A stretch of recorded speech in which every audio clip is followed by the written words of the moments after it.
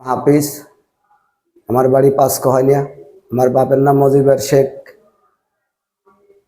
আমি আমিনুর থেকে দোকান ভাড়া নিয়েছিলাম পাঁচকহালিয়া। তার বাপের নাম আইব আলী শেখ।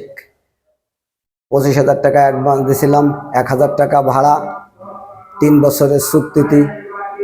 16 সাল থেকে 19 সাল পর্যন্ত আমি ভাড়া নিয়েছিলাম। ভাড়া নেওয়ার পরে আমি প্রত্যেক মাসে 1,000 টাকা করে দিয়ে গেছি।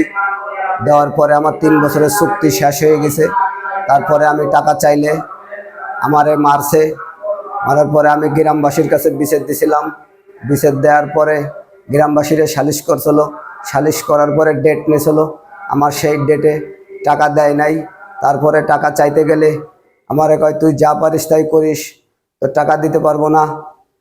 তারপরে আমি আর বেশি করি নাই। তারপরে আমি আইনি রাস্তায় গেছিলাম, কয় তুই যা পারিস করিস। তারপরে আমি এখন আসছি সাংবাদিক কাছে যাতে গেছিলাম।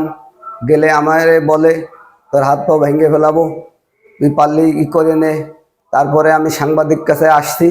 সাংবাদিকের কাছে এসে বলছি, আমার সাংবাদিকের মাধ্যমে সরকারের কাছে আবেদন করছি, আমি এর সঠিক বিচার চাই।